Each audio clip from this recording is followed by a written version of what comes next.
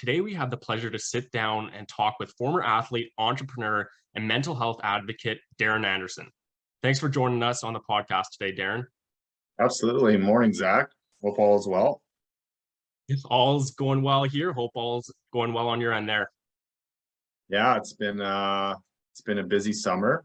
We're just talking about the warm weather in August and I guess back in July, and which makes it nice because it's gonna flip soon and got to take advantage of it. Yeah, exactly. Enjoy the warm weather while we have it for sure. Yeah, absolutely. So no, it's great to be on your show and looking forward to our conversation. Yeah, I'm glad we could, finally sit down and continue to chat more. So let's get right into things.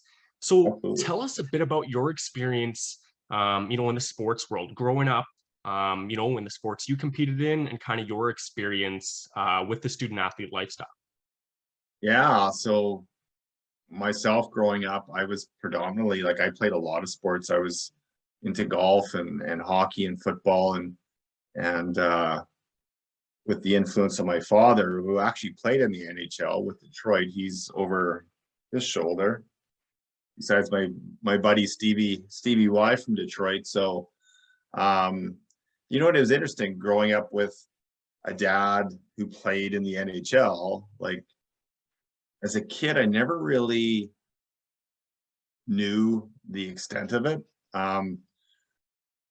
And dad was, after he retired, he got into sales and was on the road a lot. So I didn't have a lot of father figure influence growing up in the sports world, and I loved sports. So it was difficult. And then you got your mom, and moms are always the glue, and they're always like, do what you love to do. And they're always giving you that encouragement, but sometimes it's not exactly what you need to hear. That's what they want you to hear, but then it's like the reality conversation. So it was interesting, at a very young age, basically coming out of elementary school into high school. I was mostly playing hockey and football. I think I loved football. I loved watching football and so forth and that.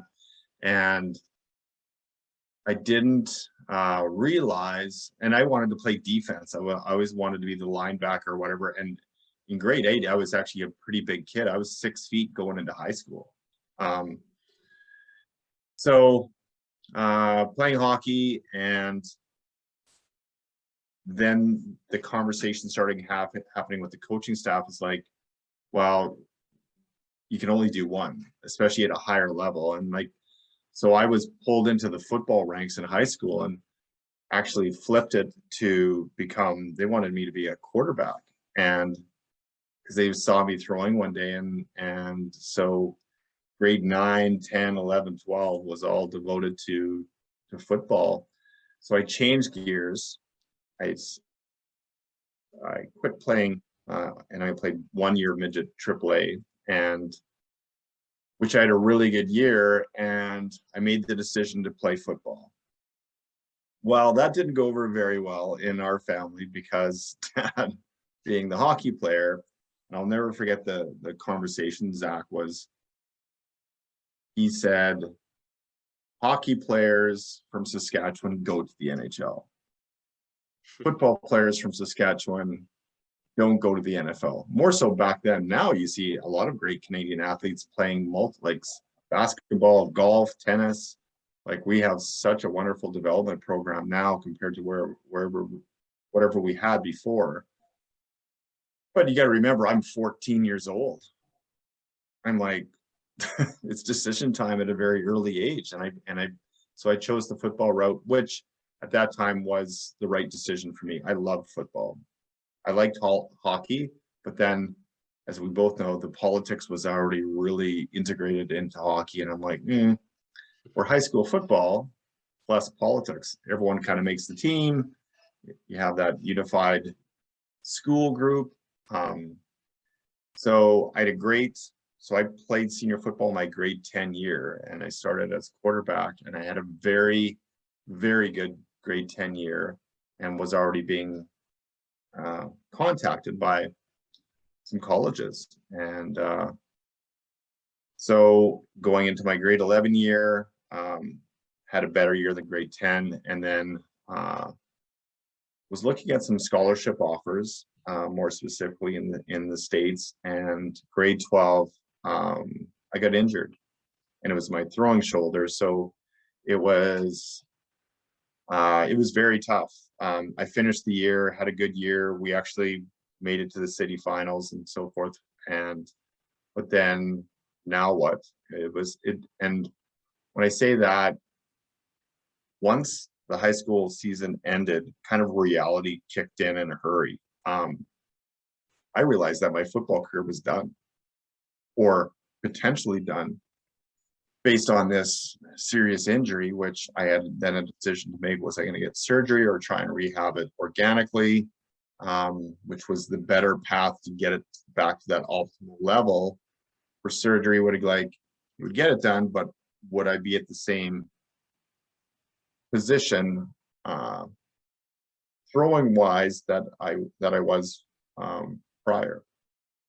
So things didn't go very well. It was a tough, like now I'm like 17, 18, 20, where I should be in school, playing the sport that I love, getting an education, and my world was like on a great path. And then it just, due to injury, it just got flipped. And it was like between 18 and 22 was a tough go. I wasn't even thinking of going to university at the time. It was again, I felt the world owed me something. I instantly got a chip on my shoulder. I was like, I was a dick. Like, I was not a good person to be around, and my poor parents, especially my mom, didn't know which way to turn with me. And I was working out. I was trying to rehab, and just, it was a very, very dark place. And back then, mental health wasn't discussed or talked about, and the male stigma was so evident more than ever. Like,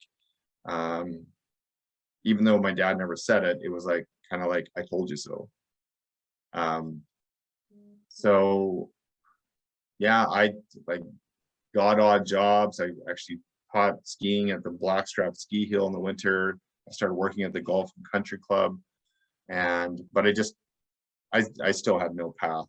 And I know I'm young, but watching my other friends find that path early, I think made it worse. So it was tough. And then around 23 years old, I was working at the Patricia Hotel for a family friend. Remember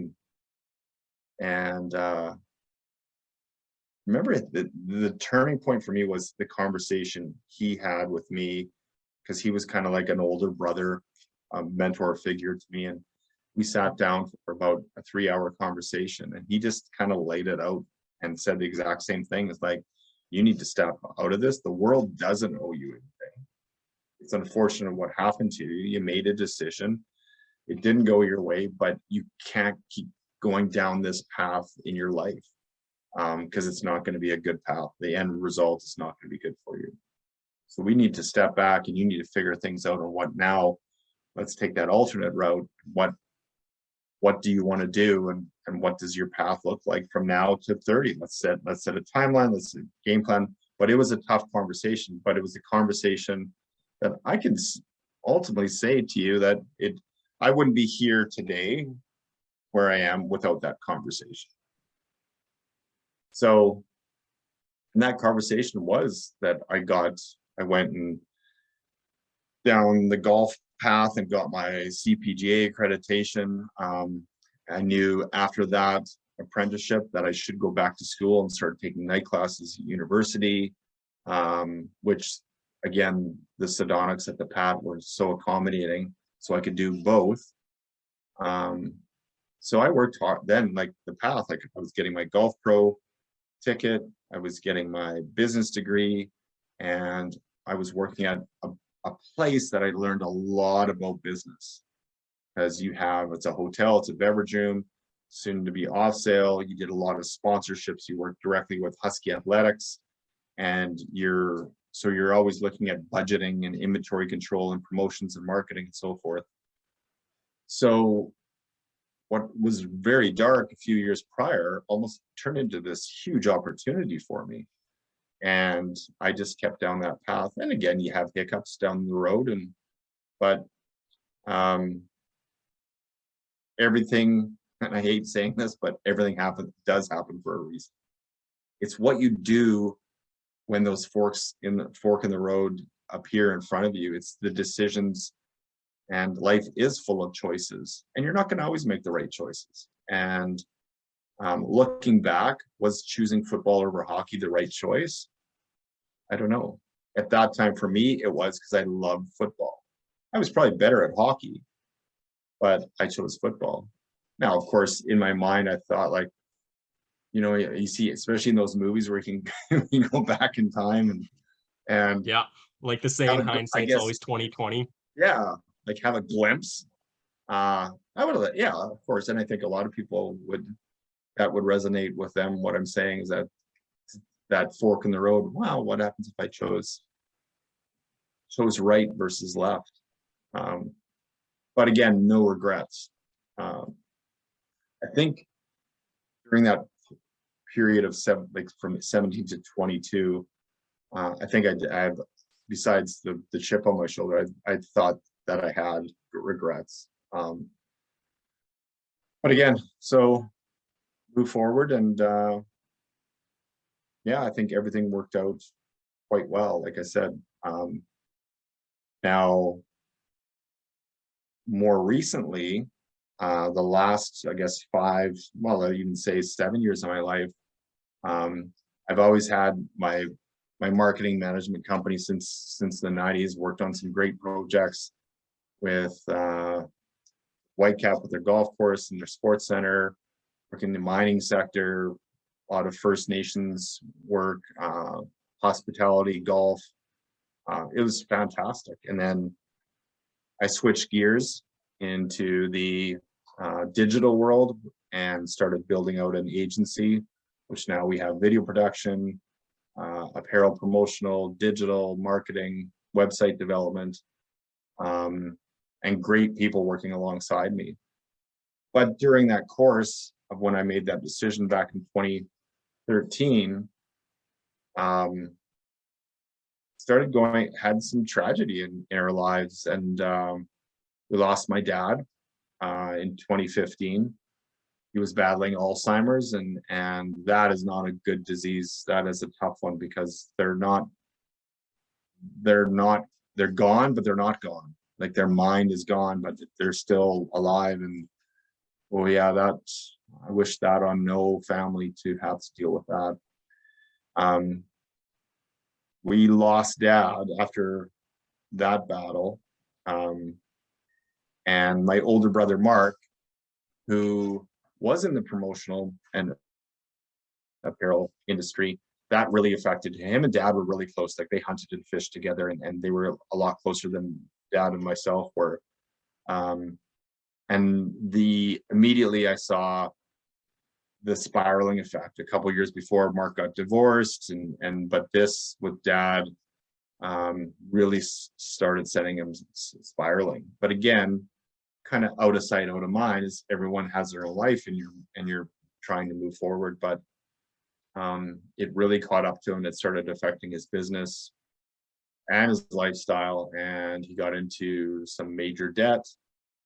And then our family, a couple of years later, back like in 2018, we intervened and seeked help for him. Wow, Zach, that was not an easy thing. And that's 4 years ago. That's not that long ago, to find help for people that are struggling with addiction and depression and having suicidal ideation. And so we found like shortcuts, like sending him to Kilburn, which was like a 5-day detox. It was just kind of that starting point to get you on the right path. But what we found was like, after that, it's like, now what? All of these facilities with these professional people and professional help had these waiting lists, but these waiting lists you couldn't even get on until you showed them that you were 2 weeks, 3 weeks sober, and then you get on the list, and then this list is months. And this was kind of all over the place. There was options throughout Canada. There's a facility in Nanaimo, has a big price tag attached to it. That wasn't a big factor for us. The money obviously is always there, but Mark did a very good job of positioning himself that he was getting better. He was down a better path and kind of painted that white picket fence, and which I kind of saw through, because we were the closest of the family. So there was Mark's daughter, Ashley, and my mom and my sister. And so we continued to have these conversations. We continued to look for support and help. But at the same time, like, we got him into AA, which I thought, wow, that's kind of cart before the horse. He needs professional help and like that long-term drought, and then you go to AA. But again, that was our only option, and we had immediate support for him in that program. But the one thing is the male stigma was very evident. Mark positioned himself as like, I got this, I'm okay, everything's good, I'm fine, which is the word we hear a lot. Especially, I see that, in athletes, especially in the sports world, and relating to that stigma is, yeah, exactly. Especially young males, young adults, and I guess, any male for that matter, it's so hard to be able to talk about, right, our struggles, our problems that we're going through, because we're expected to be, right, the ones, I guess, to say that everything's fine, right? That, we're supposed to be strong. We're supposed to be the ones to be able to get through, those failures, those challenges, those adversities. But when you look at things in reality and you really put that perspective on, there's so many males, especially out there nowadays, that are struggling with that side of things, right? That mental health. Absolutely. That can have such a huge impact on, your performance, just how you feel about yourself from, day to day, and, your lifestyle, how that affects, your home lifestyle, your work lifestyle, whatever it may be. And yeah, I think that's one thing we just need to continue to talk more and be open about, to bring that awareness, right? So we can get rid of that stigma and allow more, not only males, but just people in general, to start talking about that mental aspect of things. Because yeah, like you say, from your own experience, how big of an effect did that have on you, and your lifestyle, kind of going through all of that? Yeah, it was tough. And just to fast forward, so obviously we couldn't get Mark the help that he needed. There was a massive gap in the healthcare system. It was like, honestly, it was a mess. My mom was the enabler, which moms are, because they love their kids, they love everyone. And so she would bring him food, and which is good. Moms should bring their kids food, and it doesn't matter how old you are. But she gave him money, and that money went to, like, I need a great dog, and that. So it's like dog food. It's like, he was a big smoker, but it went to the booze.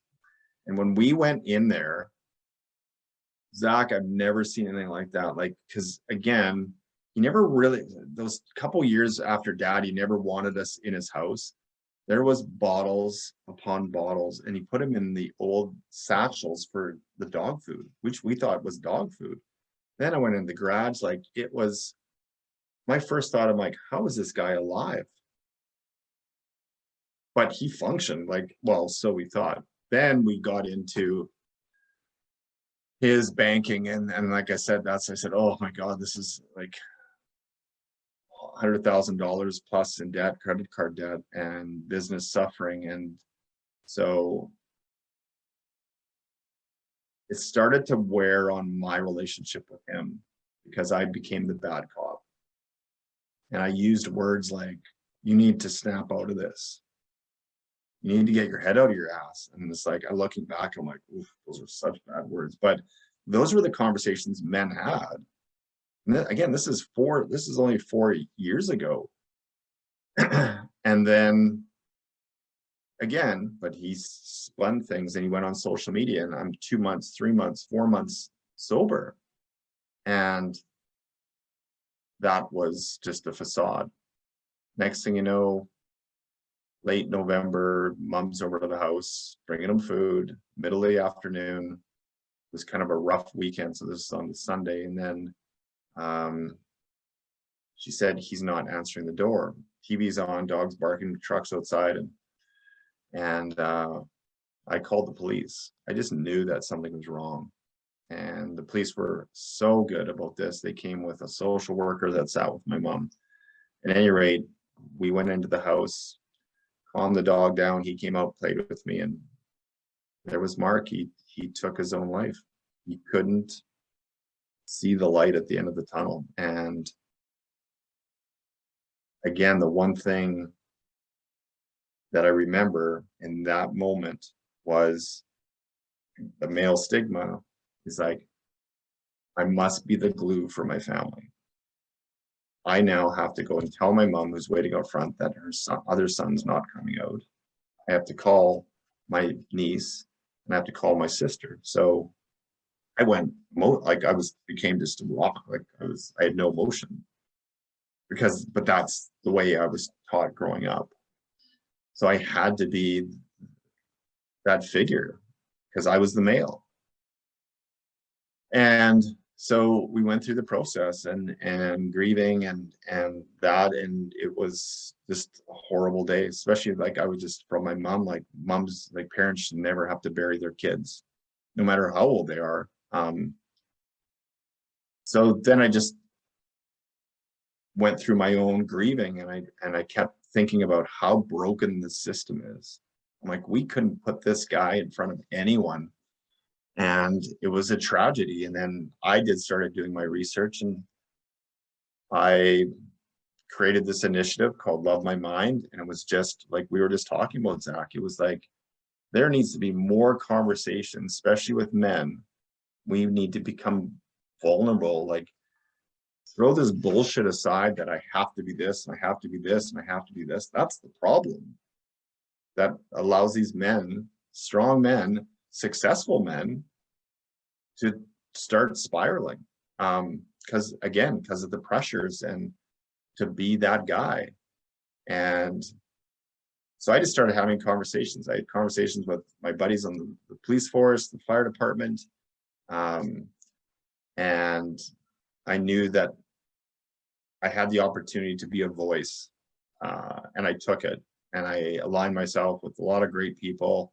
We even had like Mr. Wonderful Kevin O'Leary kickstarted our initiative with a massive donation, but his words to me was, I need this to work, because he lost his best friend to suicide.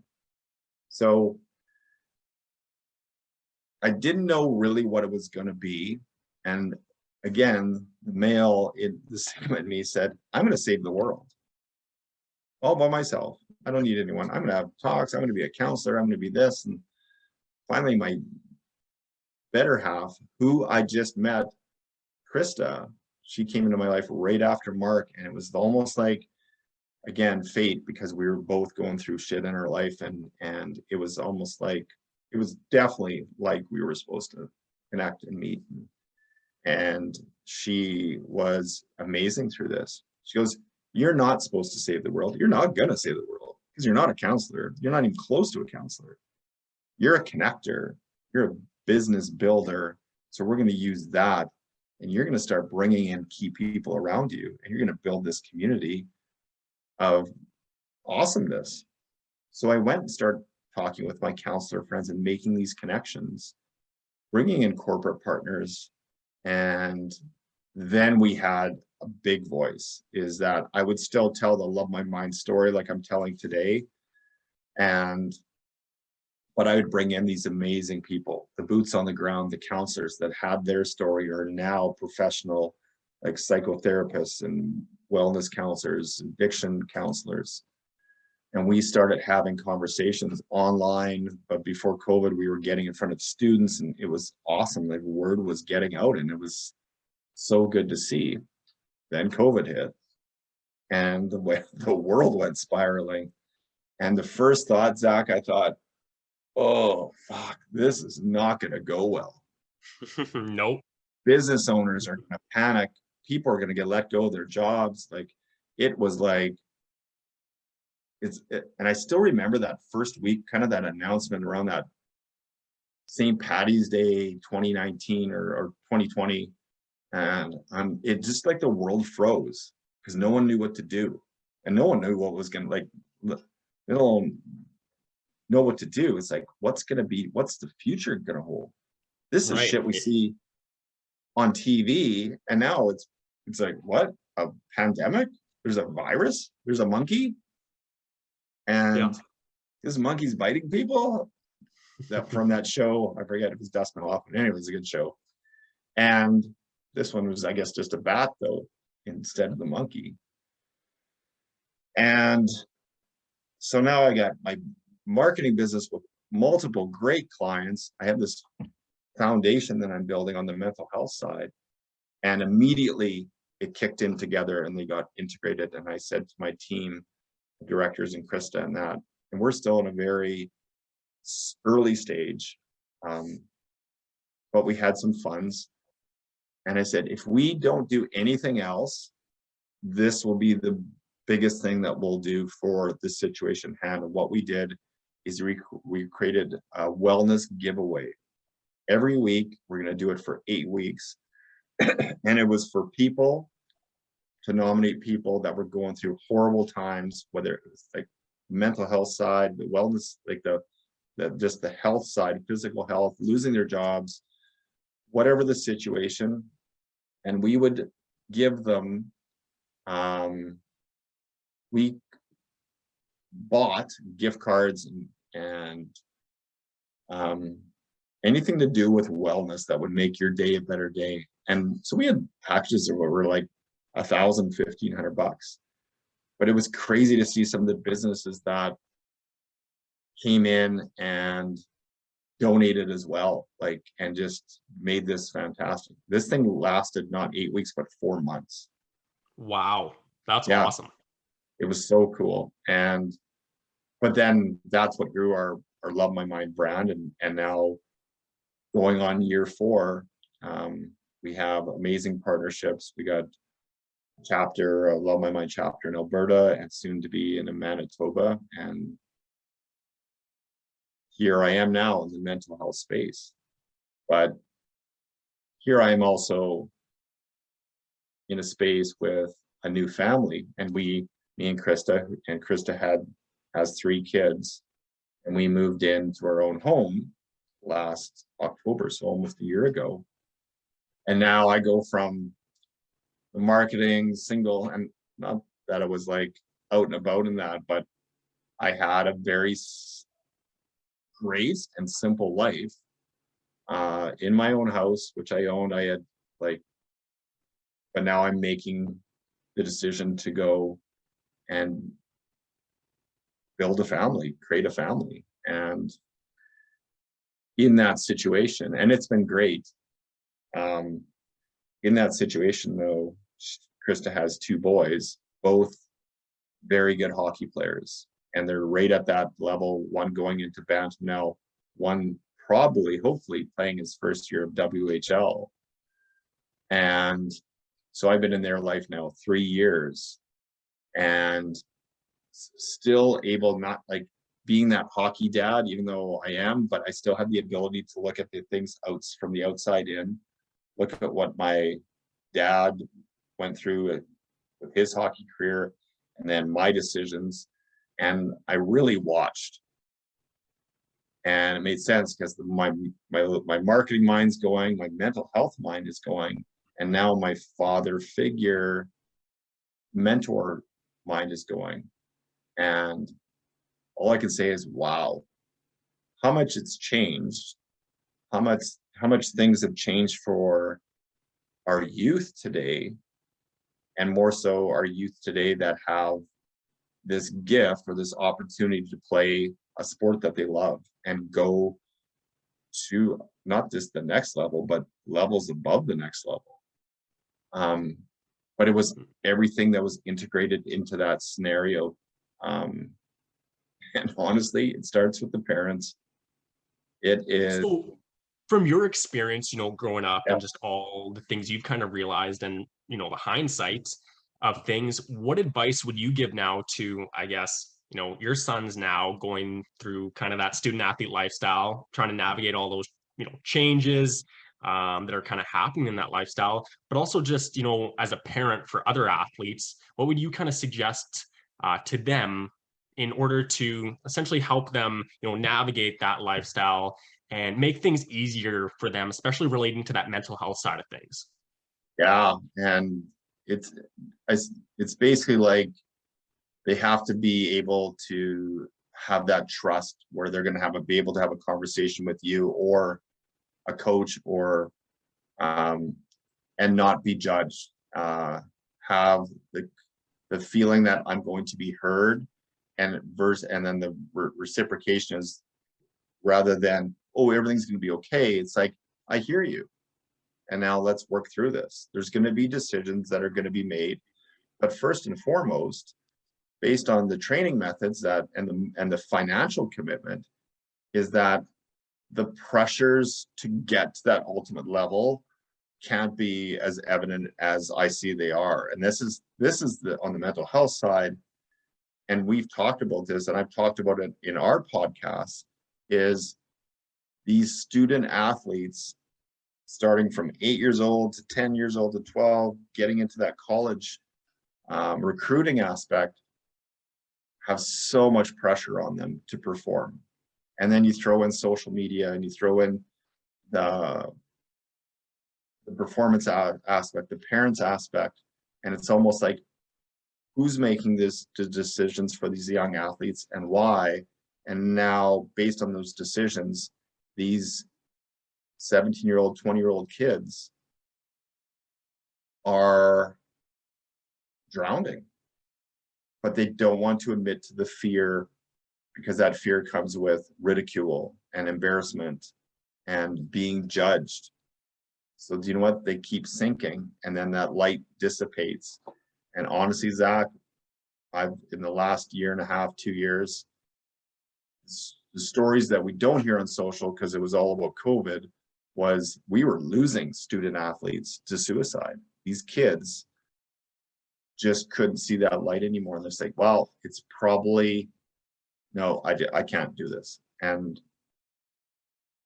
I can't really say what was going through their mind, but being in the mental health space and seeing it in a different capacity is, wow, these kids just, like, they have so much opportunity in front of them, but they're, because of everything else that's going on immediately around them and suffocating them, they're making these life choices and taking their own lives. And that's the saddest thing I've ever heard. Female fastball players, academically strong, lots of, like, these are the kids that are checking all the boxes, and then they're gone.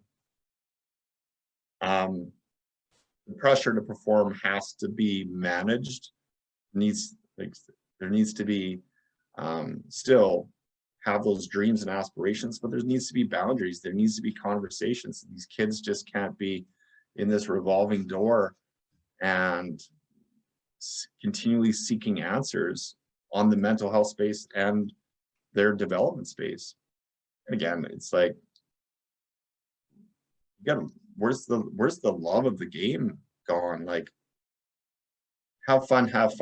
Sure, you got to work and you have opportunity, and you've been in that space and with baseball, but it just can't get to the point where these kids just start spiraling. And I know that's easier said than done, but it's conversations. It's conversations from the coaches to the athlete, from the coaches to the parent, from the parent to the athlete, from the athlete to the athlete. Like, there's multiple integrations or communication threads here. And that, again, are the two biggest words that we use in our mental health space and in our house, is stay connected, communicate, and have these conversations. You can call them the 3 C's, whatever you want, but that, as long as you have constant communication and have those tough conversations, because they're not all going to be a bed of roses, that's a good path for what's happening. 100%. I couldn't agree more. I guess the biggest thing I realized, especially coming back, from playing college athletics, COVID kind of shut everything down. And I remember you were kind of saying, what's going to happen in those first couple of weeks. And I remember, sitting in the commons area, just wondering, okay, is everything going to go online? Right. If it is, okay, that'll maybe be nice, have a little bit of a break.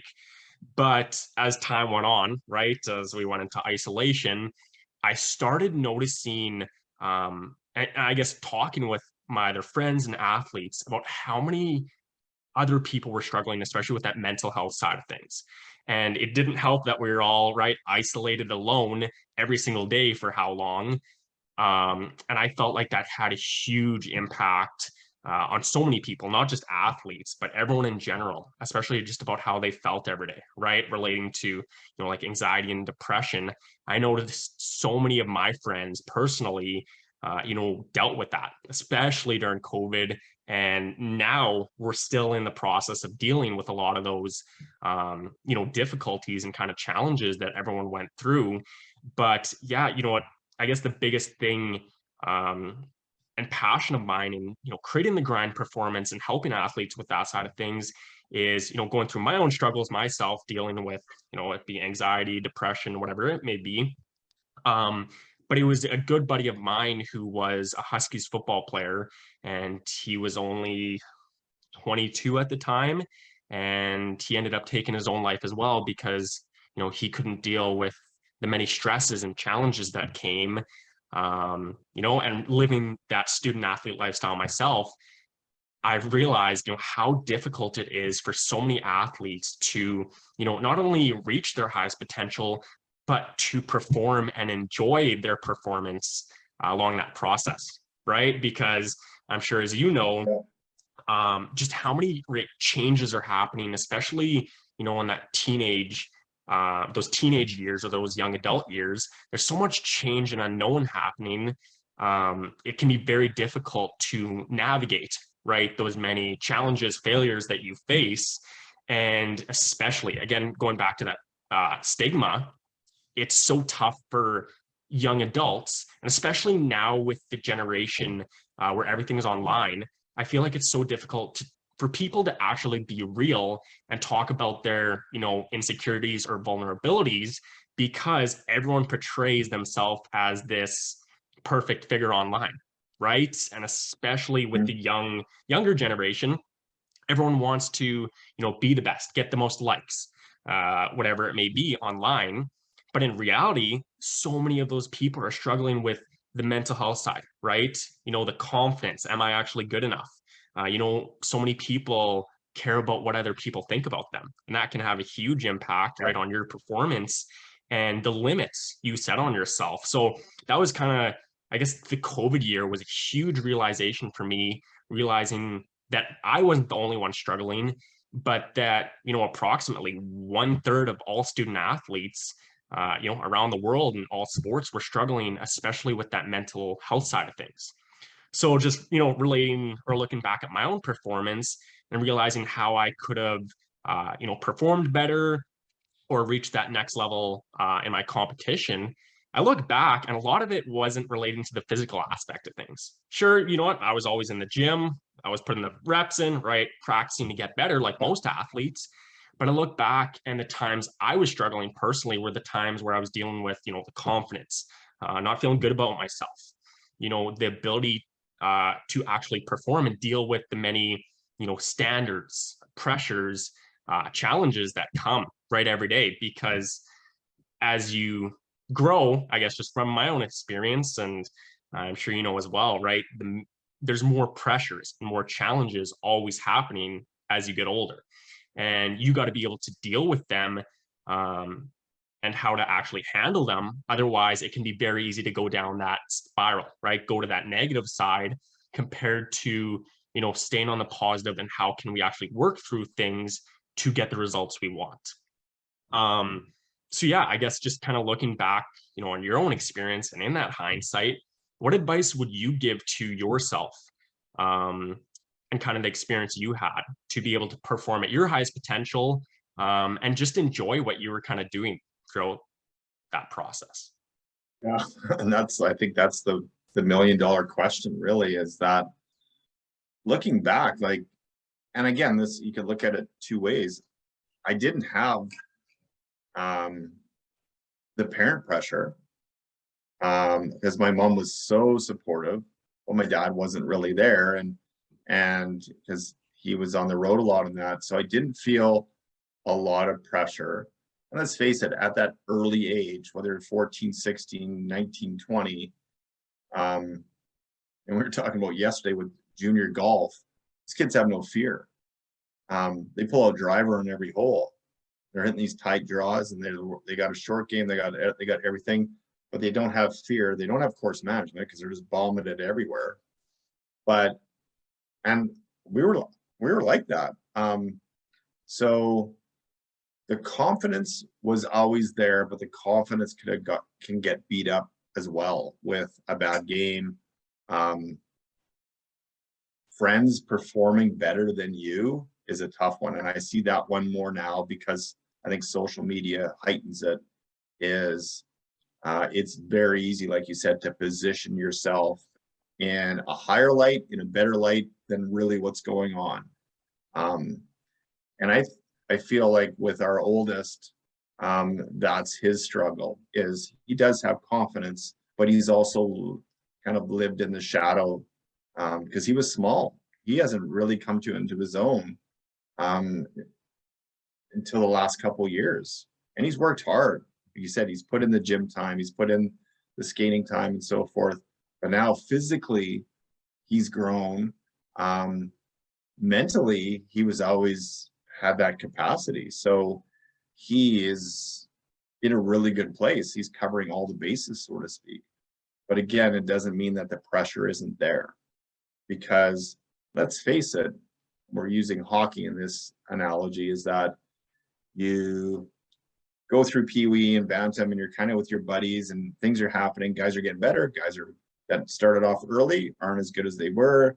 Then you got the late bloomers. So a lot of movement is happening in those years because there's growth, like physical growth, and there's mental growth, or there's the mental side can actually go on the negative side too. But then it gets interesting. You get out of Bantam, you get into midget, and you make that AAA team. Now there's pressure. Now the buddies are separating themselves and they're on different teams. You're playing against them, and you have the status factor. You have the social media factor. And this is all running parallel as these kids are in their midget year. And then, so it's the one up, and again, it's the status. So are they enjoying it as much as they did 2 or 3 years ago with their buddies? And God, when you think about the love of the game, and again, I watched and I said, I saw a difference in Zak. The smile seemed to be gone. The fun seemed to be gone now, and the determination was still there, definitely, but it was a different determination. It was a determination that almost like I no longer want to, it's like I have to. Mm-hmm. I have to become better. I have to be better than my friends. I have to get to this level. And I'm like, ooh. So any sort of setbacks on that path are almost tenfold as worse as they were when you actually love the game. Like, I'll get him next game, and so forth like that. So the advice thing would be, you gotta eliminate the pressure somehow and keep the fun in the game, the love for the game intact. But that, again, that's the $1 million question. In today's world, it would be so much more, and it is more difficult than going back 10, 15, 20 years when we were in that element. Because it just was a different world. Like everyone talks about, like these kids are so much more entitled, and And that, sure, like there's less accountability. There's more like, hey, what about me? Oh, this should just fall in my lap. But I don't know. There's so many factors involved. Parents are guilty of it. They enable their kids. They set no boundaries. So who are we blaming? Blaming the kids? Are we blaming the parents? Are we blaming the coaches? Like my dad played for Eddie Shore. That guy was a lunatic. Like there was no boundaries. There was like no, and then watch the movies like with Herb Brooks with that US Olympic team. Again. Like Yep. that guy gets thrown in jail today for doing that. So again, the world's changed. And we could say for the worse, for the better. Social media is the criminal here, really. I'm in the space and I see it and I'm like, this is horrible. Yeah, 100%. And, I just kind of like that quote I think it was by Theodore Roosevelt, who said, comparison is the thief of joy. And I really think about that because I guess the biggest mindset shift I have that helped me, to build confidence and start performing at a higher potential when I played in college was just the idea of it's you against you. Because I thought, in the gym, I'd always, compare myself. I want to look like that guy, right? I want to be big and strong like this person, whatever it may be. But the more I realized it is how different everyone is, right? So I'm comparing myself to this one athlete or this one guy in the gym, but that athlete has a completely different, genetic makeup and DNA than myself. We have different metabolisms.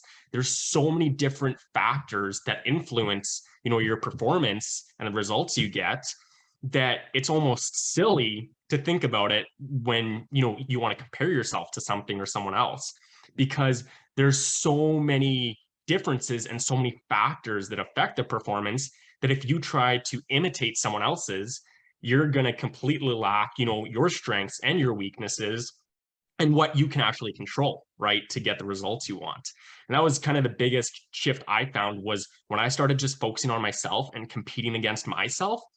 That's when I had massive growth compared to comparing myself, because every day I was just trying to get better than who I was yesterday, right? And having that mindset allowed me to just keep pushing every single day, no matter what. I just want to get better, 1% better each day. And that's what allowed me to, start reaching my highest potential and start getting the results I want compared to if I would have stayed, comparing myself to everyone else. And I think that's especially a huge thing relating to the confidence aspect is so many athletes, compare themselves to that other person on their team, right? That better player, let's say. But in reality, what are you doing to change your results and your performance? And I think that's, the biggest thing, especially with the confidence, is so many athletes are thinking, oh, he's better than me, or I could never get to that level. Well, if you already think that, right, it's going to be very hard to get to that next level. And I remember, playing the game of baseball, which I competed at the college level for. And growing up, I was never the best hitter. I was always kind of an average hitter, could get hits, could get on base. But when I flip my mindset to that you against you and essentially just having that confidence of in my head thinking, I may not be the best baseball player. I'm not the best baseball player on this team. But in my mind, I would tell myself that. And I feel like, the difference between being confident and cocky there is I would walk onto the field or into the dressing room thinking in my head that I was the best player there. And I knew I wasn't. But having that mindset shift was what allowed me to have the best season I ever had, because it gave me the confidence and the ability to start performing at the potential I wanted to, compared to thinking that, sure, I may not have been the best player, but if I thought that, right, and I lived in that, I would have stayed stuck and probably, way worse off compared to, right, having that belief and that confidence in my abilities. And I realized just having that one single mindset shift was the biggest thing to getting, the growth and results I actually desired. Agreed. Mindset is everything in your sport and baseball. Like we saw it back in that home run frenzy when you had like McGuire and Sosa and then Bonds and that, the pressures to have to hit a home run to keep incomparable. Like when you watch Sosa and McGuire, and I like enhancements or not, what they put on entertainment wise and hitting these home runs at will was absolutely amazing. And sure, again, the pressures to perform came in. I'm like, okay, I got to do steroids so I'm not falling behind, but still, you still have to hit the baseball. It's coming at you 90 plus. It's got movement, but these guys were hitting home runs like at will. I'm like, this is crazy. These guys need a little more, like, not for what they did, but like, this is like, it was so cool. Then you get bombs. It's like going to the driving range, and everyone can attest to this. God, I hit it so good on the range, and now I can't do anything on the golf course. Yeah, because it's your mindset. You're not keeping score on the range. You're not playing anyone.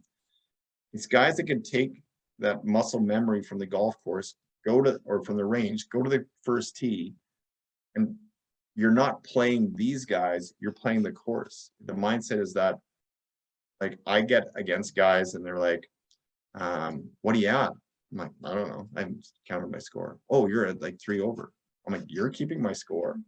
"Oh, I get it. You want to beat me."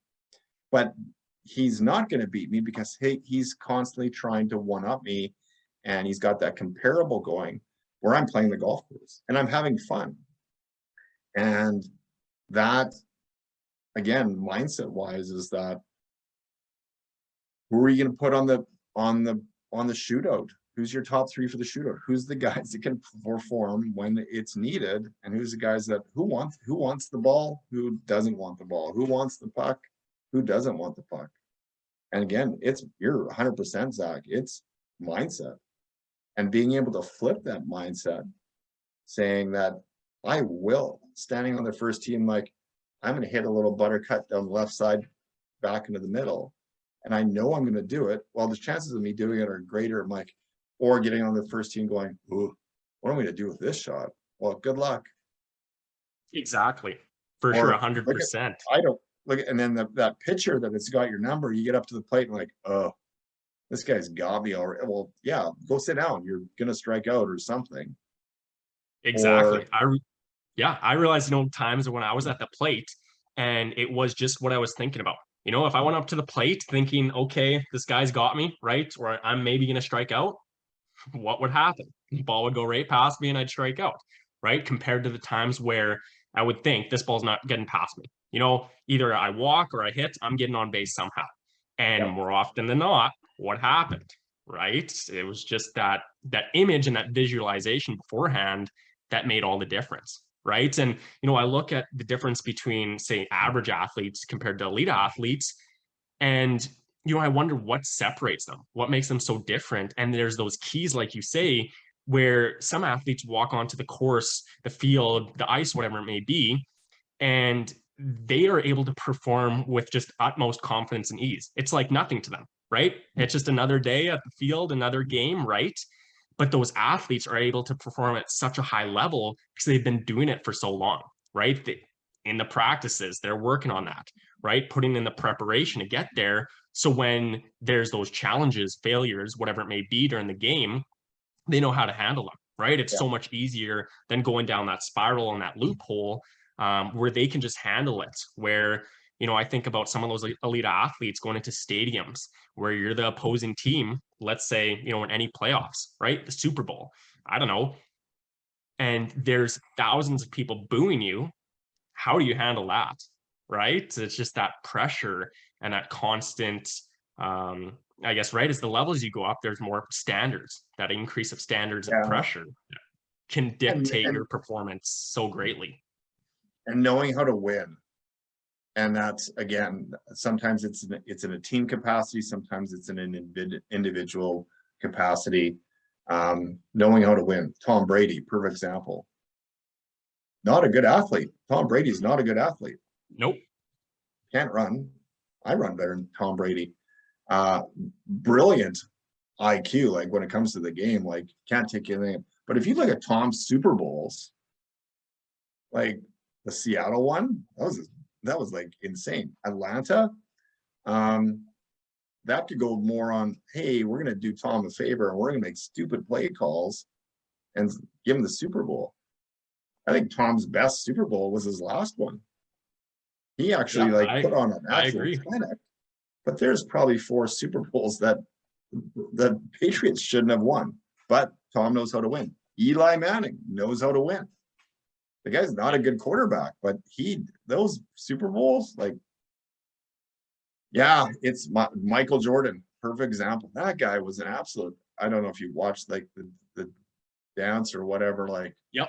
these guys, like he's like, I'm going this way, are you coming with me? And if not, I'm gonna like bash you guys. Like, he was not, I don't know if you could call him not a good teammate, but I think he really brought a lot of good out of average athletes that made them so much better. And he drove, yeah, but talk about mindset. There's a guy that wanted the ball. How many seconds left? Give it to me. And he'll admit he missed a ton of shots in that game situation, but he kept taking him and taking him. And of course, you see all the wins in that, but he made a lot of mistakes, but he also made a lot of great things happening. It's like, so it's that fear of failure. Michael Jordan did not have that. Tom Brady did not have that. Wayne Gretzky, Mario Lemieux, like Derek Jeter in baseball. I will pick Derek Jeter. I hate the Yankees, but I would pick Derek Jeter any day of the week because he brings everything to the plate. Like 100%. Someone how to win. You can give them like the tools and that, but that again, Zach, that mindset wise is like, I think some guys are just born with it. Like the Gretzky, like, let's face it, that guy, he seemed to slow down the game. Like, I don't know how he saw the game compared to others, or Jordan, or even Tiger Woods, but I just think that they were just such elite athletes that I don't think you can actually compare a lot of people to them. Like, people try and compare LeBron to Michael. I know we'll get into that debate, but you can, there is comparables, Wayne to Mario to Gordy. Like, could Gordy play in the modern day? Well, Gordy was a crazy athlete back in a time that it was a different game. Could Michael play in today's basketball? Of course he could. He was crazy talented. These guys could all adapt. That was the other big thing too, is like in baseball, guys can adapt, and that, oh, I can't hit the off-speed pitch. Well, I'm going to adapt and I'm going to be able to hit the off-speed pitch. And then, so yeah, so that adapting along your path is again what makes these athletes, or these young athletes, become even better and get to that role and make the NHL or make major leagues or get on the PGA Tour. And I think it's wonderful when they do. But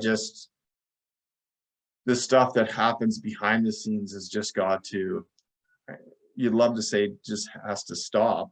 It's never going to stop, but there are tools that can happen, and they're conversations, and just showing that bit of vulnerability that I'm not in a good space right now. My confidence is lacking.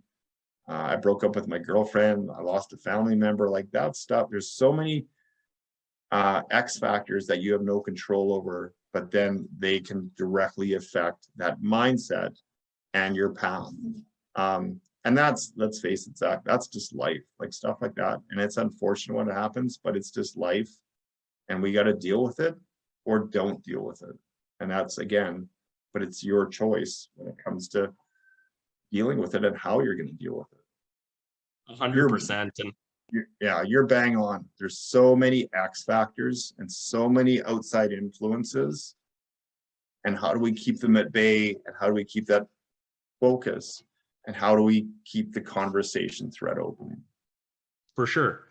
And I'm glad you brought up that point of, adapting and kind of adaptability, because, if we really look at the, let's just say the student athlete lifestyle, right? There's so many changes happening and you're always going to be faced with failure, right? Success is only 1% of the process, right? You look at all those elite athletes that you kind of mentioned, there was a lot of failure, challenges, right? Hard work that was put into place way before that success even happened, right? If you really look at Tom Brady's career, Michael Jordan's career, look at them before they became famous, and elite, right? What did they have to do to get there? And I feel like so many athletes not necessarily want to skip that part, but think it's a lot easier. right? And it's a grind. That lifestyle, it's a grind. It's not easy. There's so many challenges, changes, and especially, relating to those X factors, is so many things are always happening in life. Like you said, breakups, family problems, school problems, whatever it may be. That has a huge impact on your performance and goes way beyond just being physically fit, right? This is, Oh, such an important thing, especially for performance wise and wanting to reach your highest potential as an athlete. I just think, there were games where I remember where I had a big exam the next day, or a big midterm, or a big final. And what was I thinking about? I wasn't thinking about the game. I was thinking about that big exam I had next day. And what does that do? That decreases my performance because my focus is completely somewhere else. Right. So I guess that's just one of many examples, but how there's so many factors always influencing your performance. And it's more than just the physical side. And I guess that was the biggest realization I made, looking back on things in my sports career, is the times I was struggling, 99% of the time wasn't because I wasn't physically fit, big enough, strong enough, fast enough. It's because I wasn't mentally prepared, right? I couldn't deal with the failure of oh, not being good enough, right? Or, struggling to reach that next level. Those were the biggest things that affected my performance, and especially the way I felt about, my performance on the field. yeah. And like that, you're exactly right. And if I look at being mentally prepared and taking it to the next level on a constant basis, and I still want to see that movie. And these are, well, the Williams sisters, Venus and Serena. Like, Serena Williams is one of the best athletes of all time, and she's in that conversation. And if you say, and that's not just because she's a woman, look what she's done. And but I want to see, like, what was their upbringing look like, and just looking at that movie, that I think Will Smith is the dad, or the, anyways. Um, that will be a great movie. Is like, I can't even imagine what these two girls, these sisters, went through to get to that level. And but talk about a mindset. Every time they stepped on the court, they knew they were going to win. Mm-hmm. If you're playing against them, good luck. Exactly. And it's hard to beat someone who already has that mindset that they're going to win, right? That's why, especially relating to like an intimidation factor, going up against Tom Brady, going up against Like, LeBron, it just, would you want to be in the final group on Sunday at the Masters with Tiger Woods in his prime? That is the last guy you want to be. And again, if you want to prove yourself, but mindset wise, that all those variables around you, the crowd is moving when you're shooting. If Tiger's before you and he puts out or he hits a shot, good luck, because the crowd's like, we don't care about you. We're going to follow that guy. You're not even done. You're like, where's everyone going? So playing Tiger in his heyday would have been, the guys that beat him, all the kudos to you, because that would have been, on an individual basis, that would be one of the toughest things to do, is to play Tiger, play him well. You guys are tied going into Sunday, and you come out on top. You've just proved to the world that you're like an unreal golfer, athlete, whatever. So mindset, like, it's like, oh, I got to play Tiger Woods. I'm done. Block right, double hook, yeah. Or let's just go have some fun. Let's see what happens. Because yeah, you're not really exactly. playing Tiger. You're still playing Augusta National. 100%. Tiger's your, like, think about it, like, he's just my playing partner. Say he's my buddy, whatever. He's doing the same thing. So again, mindset wise, am I playing Tiger? Am I playing Augusta National? Right, exactly. And in that same mindset, thinking, okay, who am I? Right? Sure, Tiger Woods, one of the greatest golfers of all time. But if I'm competing at Augusta, I must be pretty good myself, right? But just relating to that mindset side of things, you could be someone who has no confidence in yourself and thinking exactly, holy shit, I'm playing Tiger Woods. This is not going to go well. Or coming out thinking, yeah, I'm here to compete at Augusta, which there's very few people that even do that. I'm performing with some of the top athletes in the world, right? just putting that into perspective can be a huge shift to, you know, like your Yeah. confidence, your mindset, your performance, right? Rather than going in there and thinking it's already over, right? I'm playing Tiger Woods. This game's already over, right? Yeah. I'm playing Michael Jordan. I'm playing LeBron. This game's already over. Well, if you think that, it already is, right? But having that shift can make such a huge difference overall. Yeah. And I've been there. I've been on the winning end, and I've been on the losing end. And it's exactly what we're talking about, is that I knew I was going to lose before the game even started, or it's like, I have no fear. I have nothing to lose. I'm going, and then all of a sudden it's like, oh, that was good. I won. So Yeah, again, but how do you ultimately take that thought process and make it your mindset and then execute it? And that's the $1 million question. And then that will always be a question that's going to be asked. So, and that's again that's what separates the elite from the good to the average to the bad. And then so yeah, it's some good conversations. for sure. For sure. So Yeah, I'm glad we were able to sit down today and have some more of those conversations. And yeah, be able to provide some more insight to others that hopefully can gain some value. You know, whether you're an athlete or anyone in general wanting to reach the next level in their performance. Yeah, and truly understand what it takes to get to that next level, whether that be in their performance, confidence, or just, yeah, mental state in life. So, yeah, but yeah, I just want to thank you very much for taking the time to join us today and share some of your insight and experience in helping, yeah, athletes and parents, especially trying to understand and navigate the grind and that student athlete lifestyle. yeah. So yeah, I guess do you got anything before we head off here? No, all good. I appreciate you having me on today, and hopefully it all helps out in the end. Yes, exactly. So I want to thank you very much again. And thanks for tuning in to the Grind Road to Success podcast. And we will see you on the next one. Awesome. Cheers. Thanks, Zak.